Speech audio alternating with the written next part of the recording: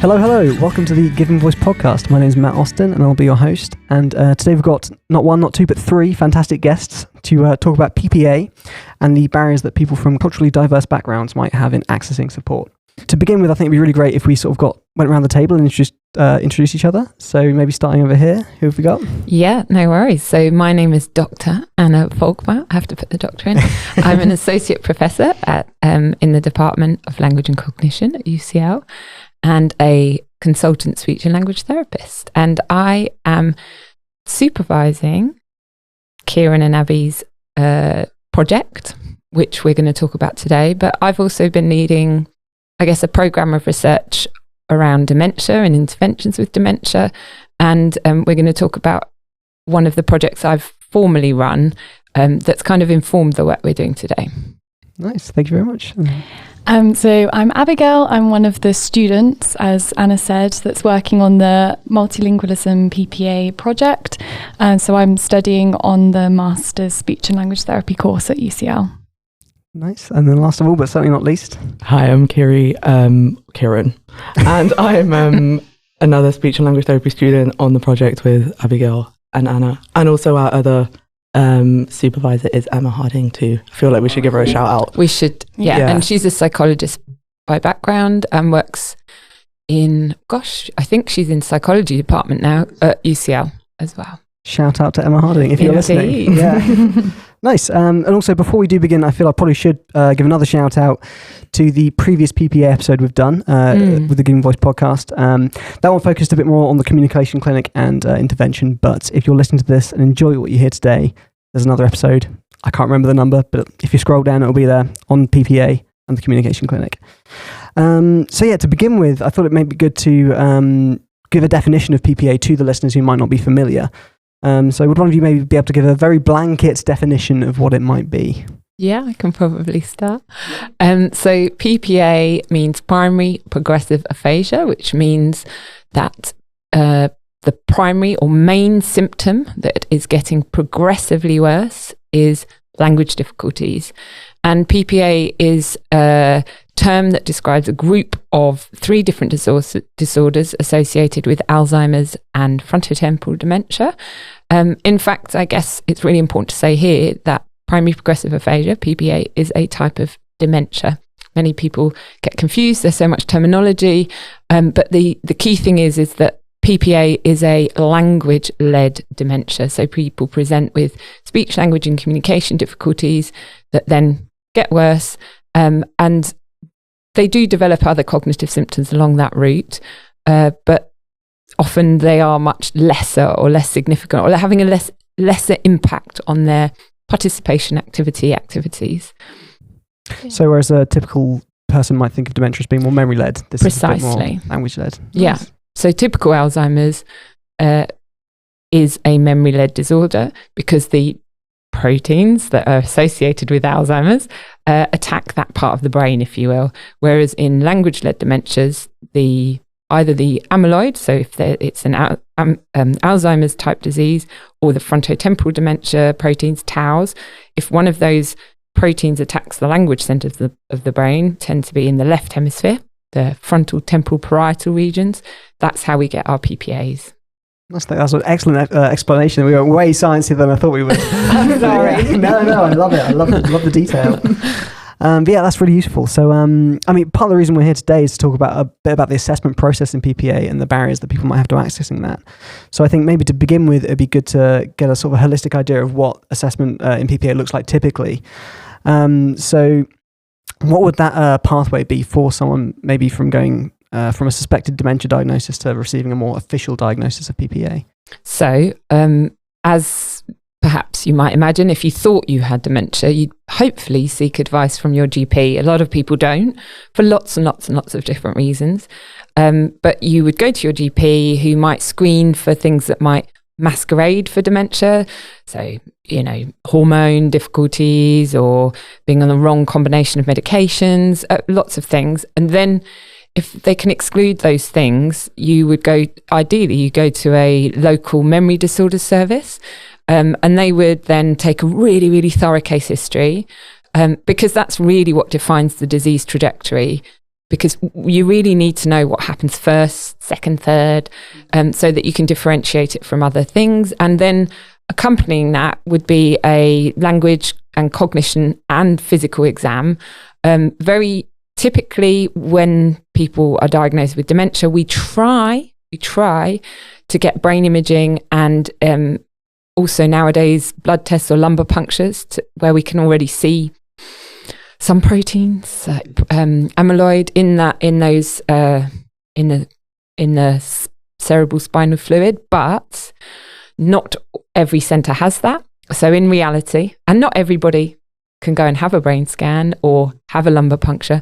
So in reality, the best tool we have is a case history and then some language and cognitive and physical testing. And in the case of PPA, that language testing basically is looking to look at the areas of preserved strength and difficulty. It tends to be, when they do the diagnostic process, we tend to look at what's the most difficult. So we do things like an oromotor exam, picture naming, picture description, matching single words to picture. So like spoken word picture matching, spoken sentence picture matching. Might do some other stuff like reading aloud, digit span repetition, long sentence repetition, because those kind of features allow us to differentiate between the 3 PPAs. And I'll just give you a quick example. So if somebody, for example, is very fluent, their grammar is intact, but they have difficulty naming objects, then they're perhaps more likely to have an underlying semantic difficulty, so a word meaning difficulty. That means it's probably a semantic variant PPA, whereas somebody who perhaps has the ability to name things, but it's their articulatory precision and grammar, so they perhaps are omitting little words like the or prepositions, then it's more likely to be the non-fluent type of primary progressive aphasia. So it helps us differentiate between the 3 types of PPA. However, I'm going to carry on talking. No, go for it. That really is the diagnostic process. And I don't know, it's not what I think any of us would enjoy. I think if any of us had an assessment like that, it would feel quite destructive. It's like just pointing out what you can't do often. And therapeutically, as speech and language therapists, we really encourage people to do assessments that identify what people with PPA can do. So more finding out what their areas of strength are. And my first port of call is always about really getting to know people deeply. So I would advise that an assessment of somebody with PPA who's already got a diagnosis should actually not have any formal standardized testing, but should be about sitting down, talking to people, finding out what their likes, dislikes, what their activities are, what their worries are, what their hopes are for therapy. And that's the best kind of assessment you could possibly do. And does that sort of bleed into the how it informs the further support and intervention they receive as well? Once exactly. Why would you work on writing if a person really isn't that interested in it, is much more interested in their ability to name their use the names of their grandchildren? Then you'd work on that. And you can only find that out by asking the person. No, definitely, yeah. So obviously that's a really great summary of the assessment process, but we're here specifically to talk about the barriers that people might encounter from different culturally diverse backgrounds. So before we go on to that, I thought it'd be quite good to maybe define a little what we mean by culturally, ethnically, linguistically diverse backgrounds. So how do we explain that to the listener, just to be super clear? Gosh, that's a really good question. That is a very good question. Yeah, how are you going to define it in your project? So I think our paper in particular, we are focusing more on the linguistic diversity element of it. But I think within linguistic diversity will come obviously cultural diversity in general. We also live in London, and it's access to a really incredible range of kind of ethnic, cultural and linguistic diversity. And I think it's not to kind of, minimize monolingual or English speaking people's experiences at all, but it's just kind of how this relates to accessing healthcare services, and particularly with speech and language therapy when you have a language-led dementia. Yeah, so I guess in kind of blatant terms, we're thinking about non-white British people and then people who speak multiple languages or speak a language other than English. Okay, yeah, nice. Because obviously, I suppose because it's such a language-led dimension, because the assessment process is so rigorous, there's going to be some natural barriers that are going to come up because of that, I suppose. Yeah, absolutely. And some of those people on the linguistically diverse side, like there will be people where they speak English and another language. So it's not just people who don't speak English. It can be someone who speaks English plus another language. Yeah, other stuff. And importantly, actually, you know, I just provided an overview of what PPA is, and I started talking about grammar and word meanings. There are 3 types of PPA with different diagnostic criteria associated with motor speech. So non-fluent people are agrammatic and apraxic, logopenic, they have problems with word retrieval and verbal memory, and semantic, they have problems with word meanings. That criteria, which were established in 2011 and we still use clinically, they're established based on English-speaking people. There's very little research evidence on non-English speaking people and how PPA manifests. And there is some research, so for example, more and more. So for example, in Japan, there's been some work around the fact that people who speak Japanese who have non-fluent PPA don't tend to show symptoms of agrammatism because there's very little grammar in Japanese, apparently. But the impact of the apraxia is much more significant because they need tone to convey meaning. In English, we don't use inflection and tone and prosody so much. I mean, we convey emotions, but not like, doesn't change a word meaning. So I think some of that is really important to mention, that, and that's why we, you know, as Kieran rightly said, we're in a very multilingual environment, country, and so it's really important for us to understand how PPA impacts on how linguistic diversity impacts on PPA, but not just for diagnosis, but also for treatment, because all our treatments are based on English speaking. No, definitely, yeah. I didn't even consider about sort of the in a different, like non-Germanic language, how the subject verb object orders can be completely different. Precisely. And the grammar's going to be a completely different kettle of fish. Yeah, it's fascinating. I also, just going back to your question about definition of diversity, I think it's also how people define themselves, isn't it? Because we've been interviewing people for the former study we did around diversity, and often the people who were completely English speaking, but they were from perhaps 2nd or 3rd generation, still really identified culturally as diverse. So they might be completely monolingual, but there was cultural or other barriers. They often describe tensions around perhaps their education and knowledge and their spiritual beliefs as well, or the spiritual beliefs of their parents. And then there was also kind of social kind of status, and a few of those people who pointed out that often it wasn't to do with their ethnicity, their religion, their language they spoke, their culture. It was actually to do with the fact that they came from a background, an area where there wasn't the means. They were from a lower socioeconomic background. So I think it spans a range of things, and for some people that was a huge barrier. For others, it's not. So there's going to be a lot of interperson variability. Categorically, yeah.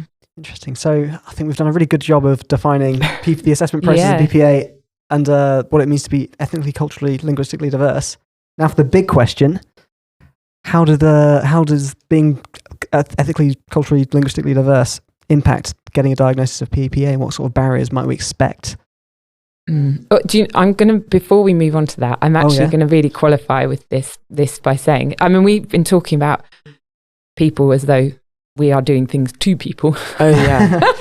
I really think it would be worth us commenting on the fact that maybe I can start, because I feel quite keenly on this because I am linguistically tiny bit diverse. So I speak both German and English. I'm bilingual, and my heritage is my dad is from East Germany. So for me, I just want to throw in a little bit of socio-political diversity as well. So that's certainly a root cause of my interest in this topic. So I just thought I'd share that, and I know perhaps Abby and Kieran want to talk to that as well. Yeah, I think for me, so one of the main reasons I wanted to get involved was the interest in like multilingual populations. So I speak Spanish and German as well as English, but those were both languages that I learnt at school and then university. So that was a choice that I made and came out of curiosity for other cultures rather than a link with my family or background. And so I feel like there really is a distinction there in my relationship to those languages versus someone where that's maybe a heritage language or a family language. And then you, Kieran, you're maybe coming from a slightly different perspective as well. Yeah, no, so I remember when we had our first kind of meeting about why we wanted to do this project, and I said to Anna, Abigail and Emma that I think when I saw this project, it kind of linked to me, I think, a lot more personally, because my grandfather, he had a stroke at 50 years old, came here in the post-war years, became completely, had a lot of cognitive challenges, a lot of behavioral challenges. And I remember my mom saying when I told her about this project, like, it's really cool because you would have maybe been able to help someone like Nanaji, which is my dad, well, Mom's dad.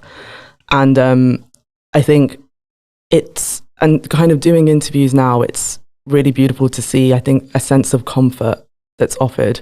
I know we're going to get into it later, but Abigail was able to also speak to a couple in German, and her face just lit up after we had to do the interview mainly in English. And I think for my family, my mum and her siblings, that just having someone who could maybe be able to speak to, or maybe more my grandma, in kind of their mother tongue, it might have just provided a bit more of a richer explanation, but also just knowing you're there, I think. And I think that's what we found with these interviews, is just being like, people are really heard and listened to, even when, it is a language-led condition. But I think just, we extend a hand, we give them a hug and stuff at the end, and it just feels like there's someone that's there for you. I think you said making them feel heard, which I think is a really good way of putting it, because it's, meeting them at where their identity is, which I think is a really, really great thing to do. Absolutely. So thank you for bringing that up. That's a very good point. To sort of, It's true. I mean, clinically, all our clients aren't going to look like us or sound like us. So I think whether we're bilingual or not bilingual, or with different ethnicity or not, to our clients, I think the fact is we need to have some ability to understand and help make sure people feel heard, and strategies to do that, and so that we're not just doing things to people based on something done with white monolingual people, but so we've got diversity. Sorry, Anna, I was just going to say, I think it also goes, especially with this project, and I know we're going to get into it, but it goes a bit further than the patient. We're in their homes, we're talking to their family, we're seeing how they interact within then kind of flitting between their language 1 and language 2, whichever, whether that's English and then other. And I think that feels like quite a sensitive thing that we're getting into as well. It's very personal. Yeah, definitely. And kind of seeing the language dynamics play out as well, I think. Yeah, definitely. So in a case where someone is multilingual, are there cases where that could act as a barrier for someone getting a diagnosis from of PPA? Well, yes. Yeah. Exactly. I sort of expected that answer a bit. Maybe if you could elaborate on sort of how. Okay. And so that was so we did this study. It was funded by UCL, our faculty of brain sciences. We got a small pot of money, and we did this study a couple of years ago, and we interviewed 10 families who we knew of. So and in fact, it was inspired by a person with PPA.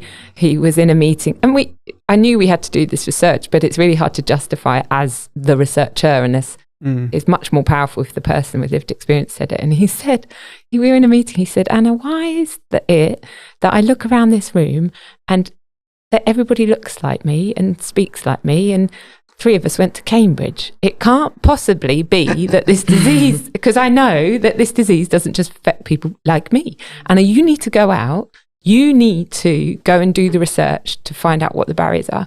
And so we got this pot of money and we interviewed 10 families, but we had to interview in the end people we knew, people we could get to, who'd already accessed our services. And we went across rare dementias, and we interviewed partners and adult children, and I think one person with a diagnosis. And we found that actually it wasn't just the multilingualism that was a barrier. Multilingualism was definitely a barrier, often a barrier to care, and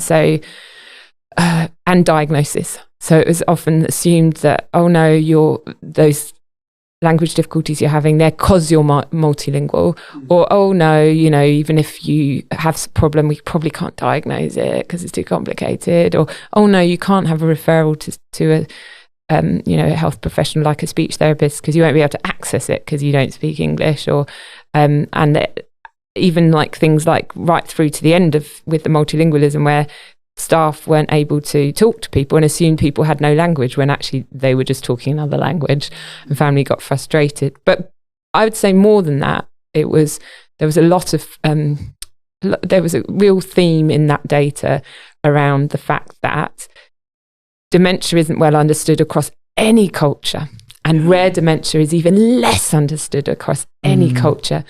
And the services that are designed are all the support services are designed for people with very typical Alzheimer's memory-led dementias, no matter what culture you are.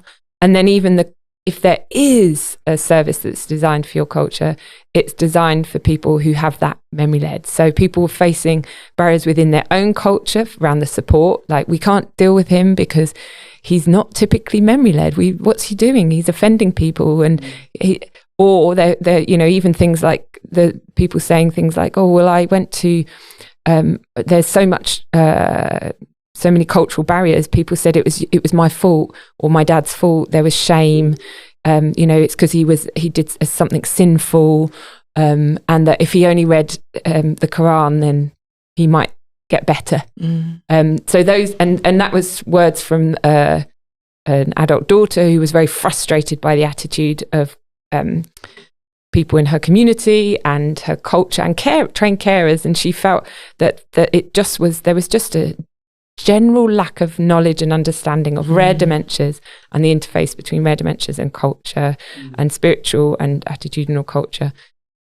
And I guess some of that isn't going to surprise our listeners at all, if I'm honest. But I think what surprised me was perhaps the barriers within within people saying, oh, I got culturally appropriate care for my mum, my dad, but the culturally appropriate care wasn't rare dementia support appropriate.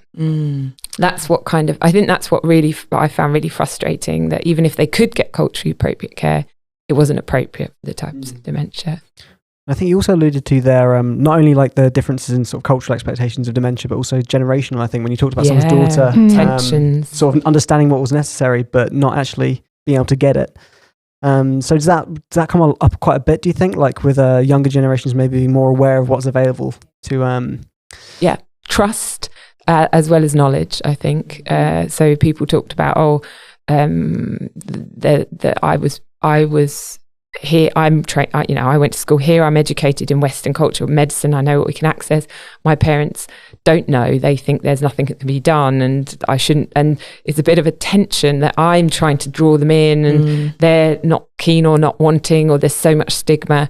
That certainly was a huge barrier and a real source of distress for many of the younger generations. And in fact, I guess what's interesting as well for me is that some of the carers were the younger generations. There was a bit of a theme amongst some of the people, didn't totally come through, but that there was a bit of an intergenerational theme. Like we as a culture will support our family, older family members interculturally, and that's not supported by my employer as a younger person. That was quite an interesting barrier.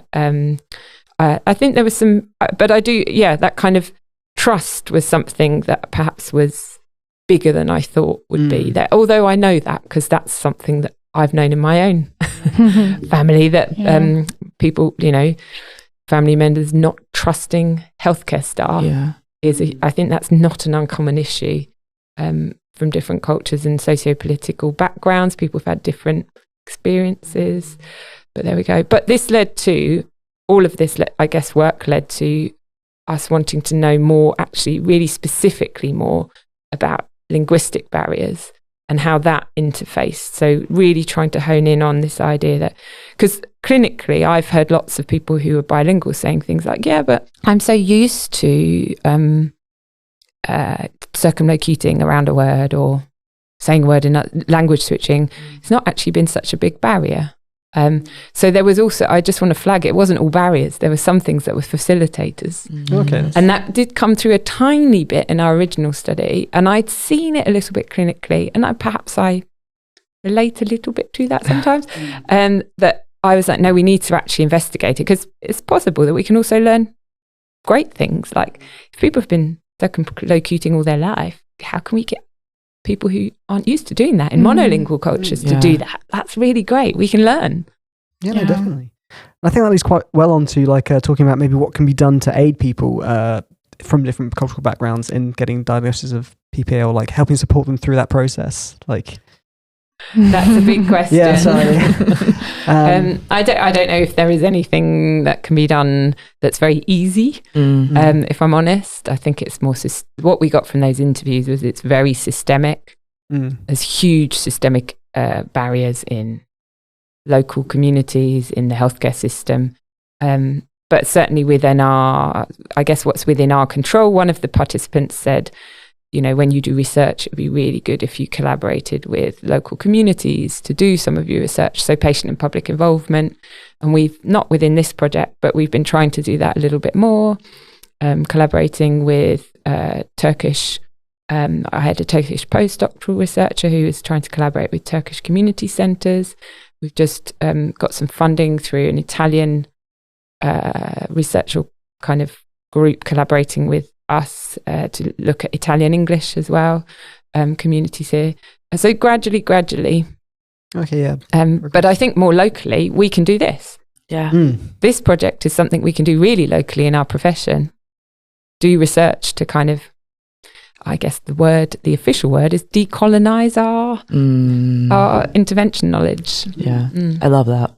I really love that. I think just piggybacking off of what you said, Anna, I think that there's the running theme, I think, through that initial paper as well was, I think, this sense of inferiority as well, especially, with wanting to, or even approaching the idea of a diagnosis. I think, as Anna mentioned, there's still so much stigma. And I know we've had conversations before, Anna, about even the term speech and language therapy. It's so often, in my opinion, associated with talking therapy and kind of mental health. And it's kind of this differentiation between the stigmas of mental health and then kind of even stigmas around cognitive decline, sorry for lack of a better word. But I think that for minorities, it really is about health education and kind of health literacy with that as well, because, PPA, I'm not going to lie, I didn't know what it was a couple of years ago. me neither. And I think that it just feels like education for, I don't want to, for like ethnic minorities, I think is really important, and learning what actually is out there, what help is there for you. Because I think even that in and of itself is a barrier, right? Yeah. I suppose that's a little bit what sort of the PPA Awareness Day is hoping to accomplish, right? Like, thank you, wedging that in there. Lovely exactly segue. What PPA Awareness Day is hoping to accomplish.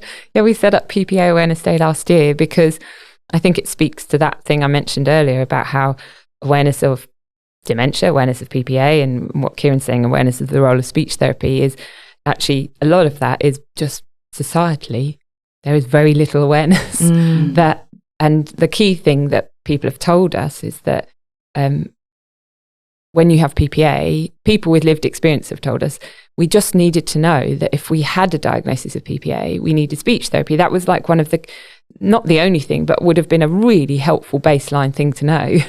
So we established this PPA Awareness Day last year.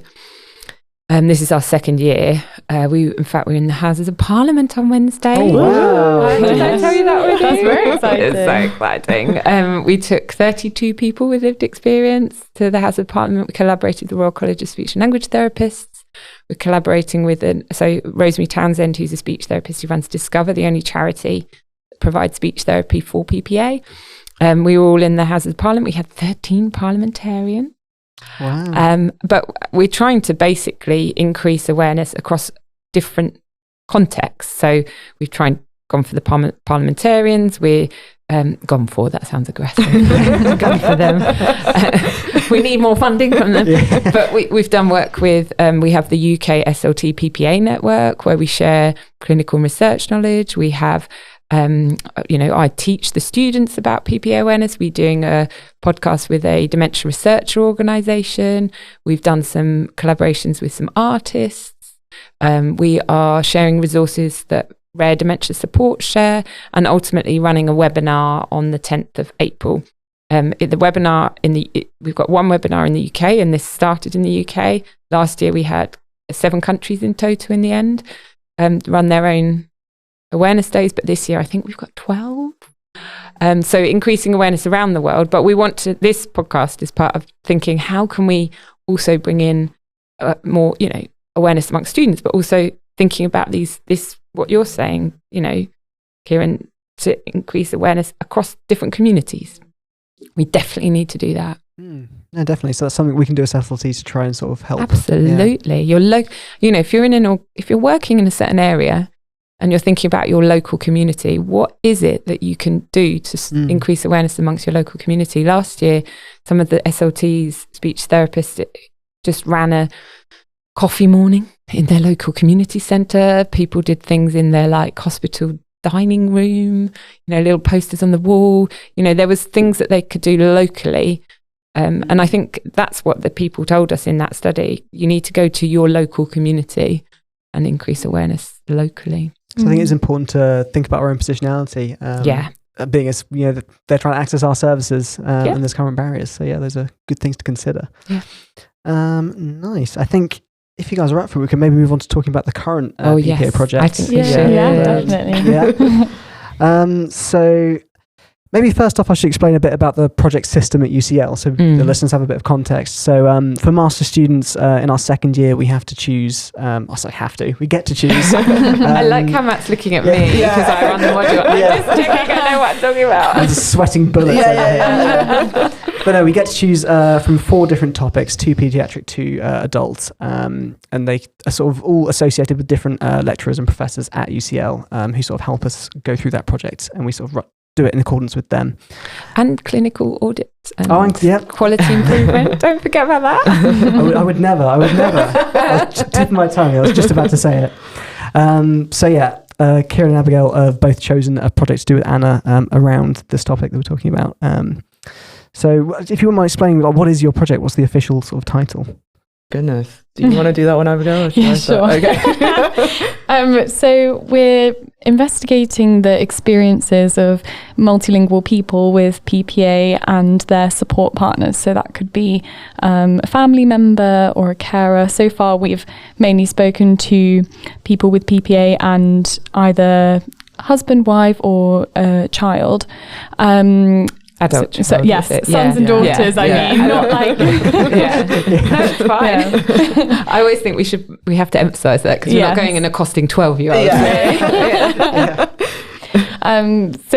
We're really interested in just finding out about their experiences from their symptoms first appearing, diagnosis, and then any intervention that they've had, and specifically thinking about word finding difficulties. So that being a symptom that a lot of people with PPA experience. Potentially, I guess a hypothesis could be that multilingual people who in their day-to-day lives naturally will have word finding difficulties, just changing between languages. How does that then impact them when they get a diagnosis of a language-led progressive condition where they may struggle to find the words for things? And so we've been doing interviews. We go and see them at home and just sit down for an hour to kind of just talk about their experiences and their points of view. Yeah. No, amazing. How many people have you managed to do so far, or how many do you hope to do as part of the project? So our goal was 8 to 12. Yeah. And 8, so that includes the person with the rare dementia, and another participant is their kind of conversation partner. So far we've got 8. Yeah. So we've done interviews with 4 couples. 4 pairs, yeah. Yeah, 4 pairs. Yeah. We've got another one coming up next week. Yeah. And potentially another one that we might have lined up. Yeah. So, but obviously it's one of those things, trying to reach out to people and find people to take part. It's been, that's been part of the process, hasn't it? It's definitely been part of the process. I think trying to also get a real mixture of languages, we've noticed has been a bit more challenging maybe than I firstly rather naively thought. And I think I think the reason why this project just feels really great for me in particular, or just kind of why I wanted to do it, was because very rarely do you hear about experiences.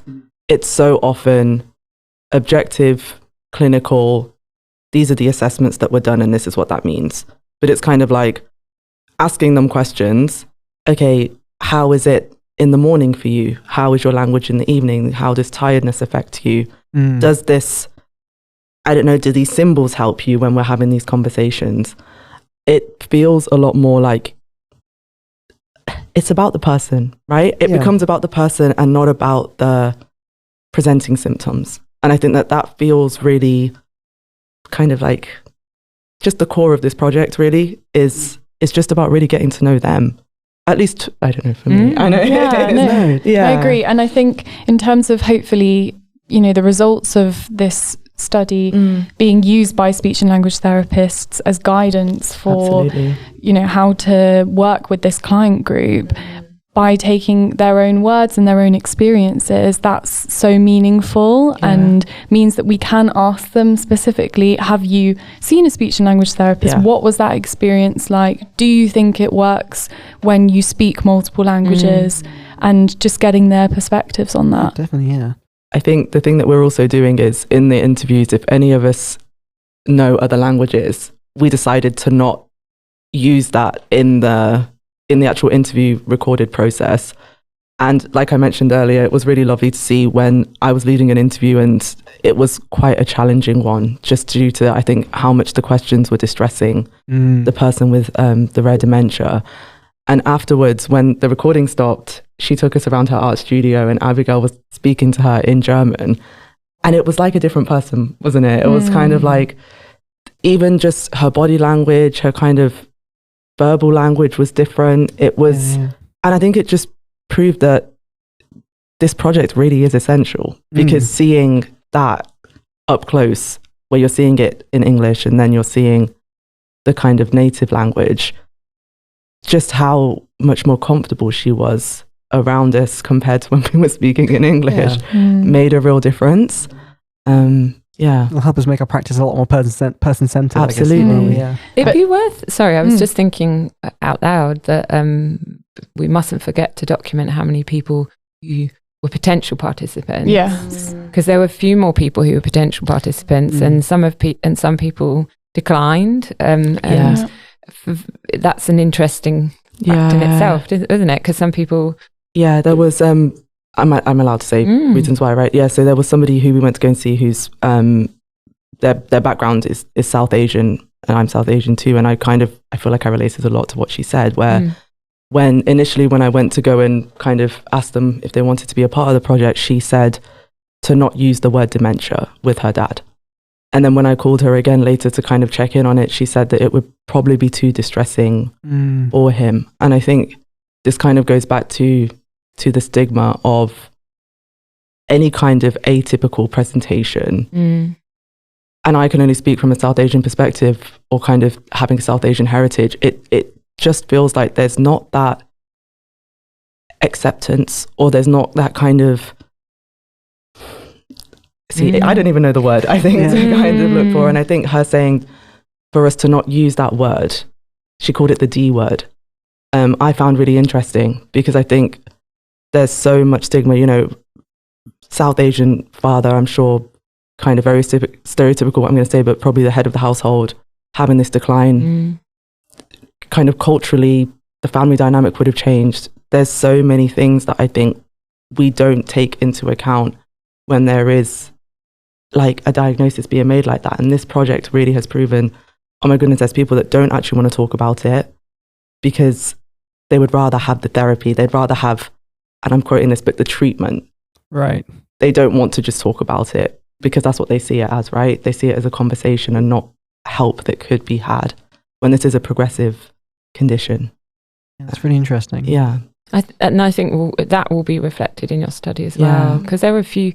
So if we think about we may have 10 or 12, but there'd probably be another couple of people at least who you could have had, but just didn't want to. Or 4 maybe. I don't know. Was there another? There was. Yeah, I think it's definitely interesting to see like reasons people want to take part versus reasons people don't want to take part, and that's so valid like across the spectrum what people decide to do.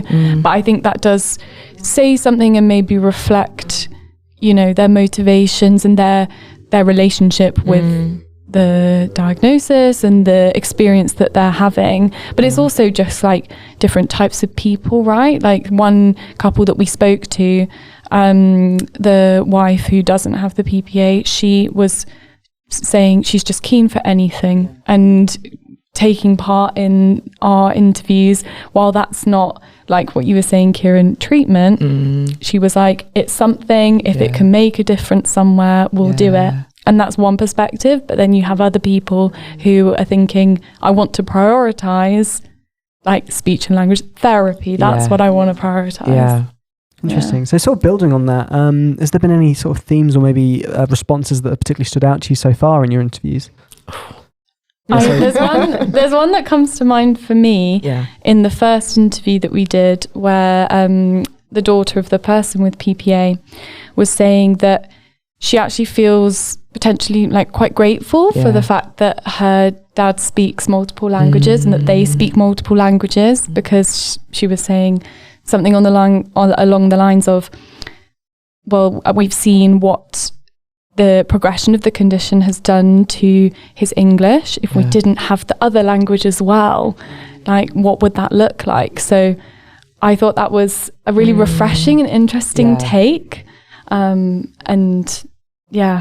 think for us it felt like the linguistic diversity wasn't a barrier. It actually felt like it was supporting connection and family relationships. Absolutely. And that I wasn't necessarily expecting to hear something like that, but it really shifted my perspective as well. Definitely. And I think there was one we went to after where it was a husband and wife, and she had non-fluent PPA. And I think we were even saying that, so she spoke, I think it was 4 or 5 languages, a real number of languages. And with her having non-fluent, she obviously then couldn't access any of them.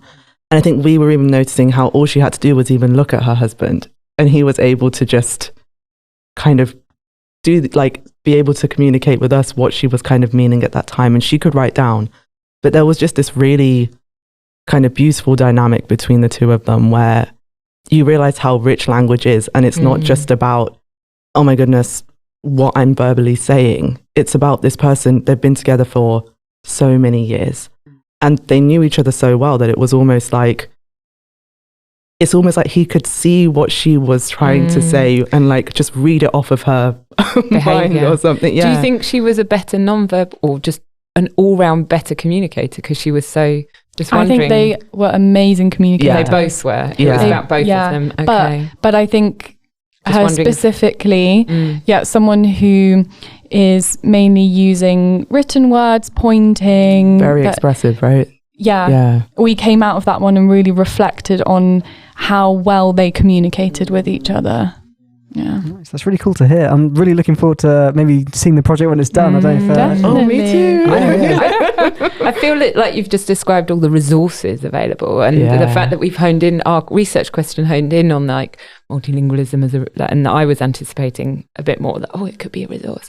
But actually what I'm hearing is that we're seeing actually people have heaps of resources at their fingertips, like different languages, non-verbal communication and their relationships so actually how that interweaves enhances people's abilities which is really, I think, something we can raise people up with, rather than, because otherwise I feel like there's a risk of it being hopeless when you're saying someone's from a different cultural background, or that actually it's hopeless, but actually you can be very hopeful if we support people to recognize and leverage their assets, their resources. And also some people that we've spoken to where they're maybe using English a lot more as their primary language day to day.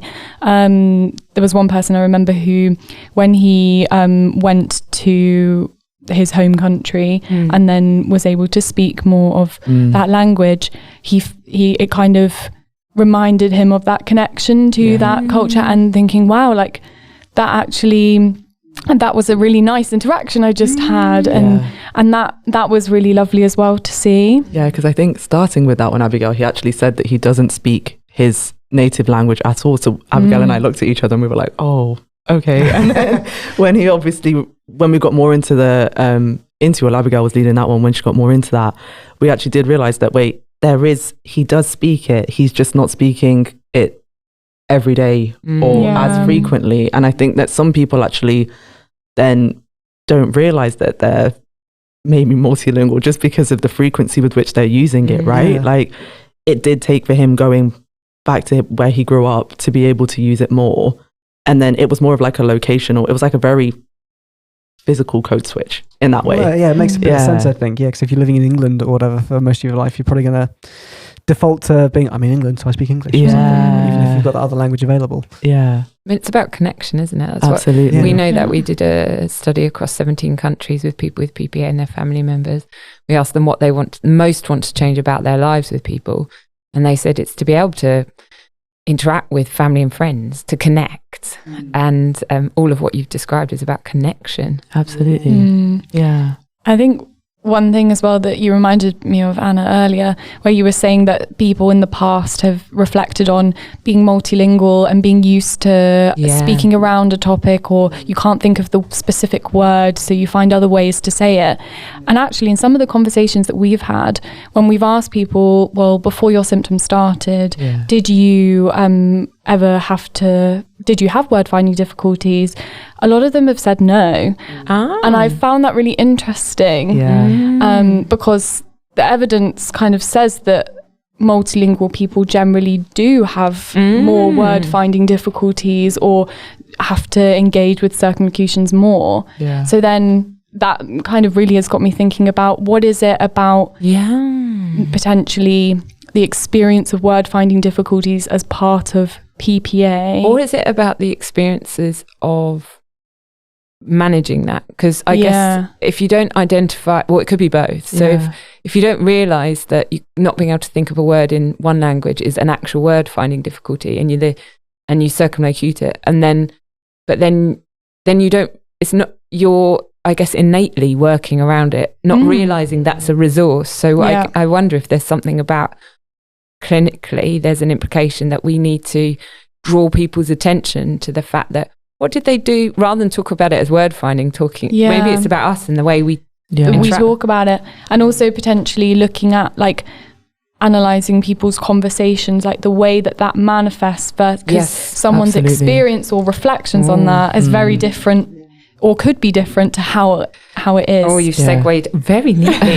into one of our other projects I was just that about another to say, student is doing in the year, where we have got samples of naturalistic conversations between people and their partners, people with PPA and their partners. And she's looking at several samples from people who are multilingual and looking at what actually happens in those conversations. How do people deal with multilingualism and their symptoms of language difficulty?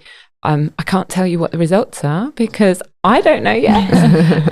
I think I have an inkling that we had a recent conversation where she found that people would language switch quite naturally, and it just wasn't a barrier. If they couldn't think of a word, the person with PPA would use the word in another language, and often they couldn't think of the word because of their PPA. So that was just one example. So it was kind of fulfilling the reality that I'd anticipated, that I described. But if they're not recognizing it as an experience. It's interesting. So objectively, we're seeing it, but they're not experiencing it like that. It's super interesting. But we could draw their attention to it. Exactly, because then implications for as speech and language therapists working with these people. Communication partner training.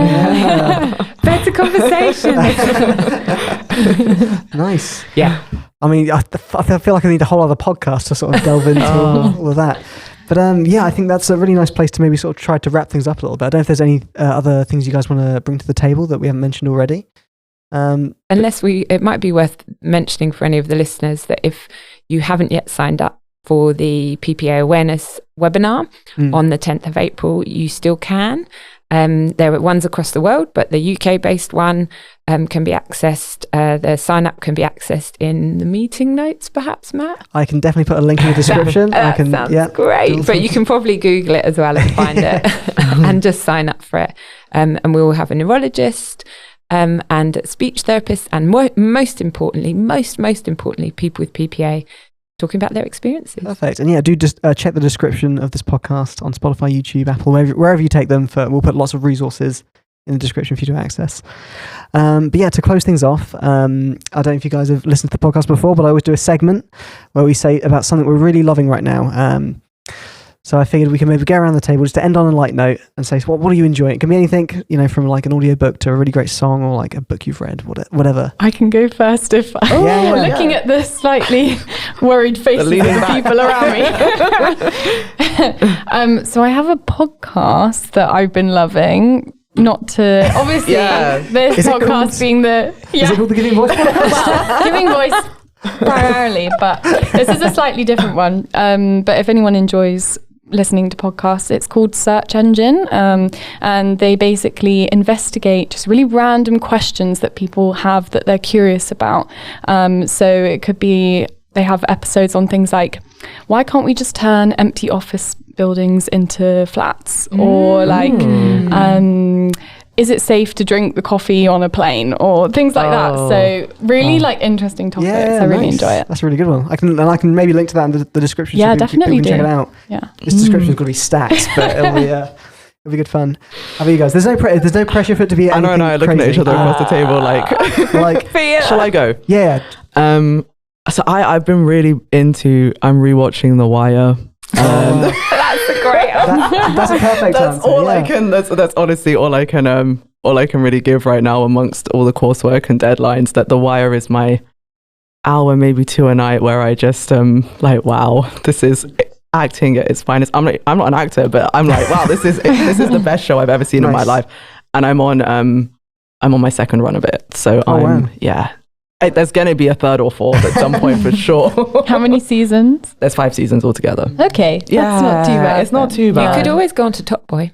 Oh, done. Oh, but you could rewatch Top Boy. I should the English version of The Wire, if anybody's listening. Yeah. Bit more gritty and difficult to watch, and made me cry. So I feel like The Wire though, it's one of those where you can't even look down at your food to see what you're eating and enjoy it. You've got to have full focus because it chops and changes so quickly. It's just so intense. Yeah, and there's so many characters, but it is a phenomenal watch for listeners. Beautiful characters. Beautiful characters. Yes, amazing. I'm really pleased to hear that student speech therapists in year 2 at UCL are doing stuff that actually maintains their resilience, that's not just studying. I highly promote that. I was just thinking, what could I say?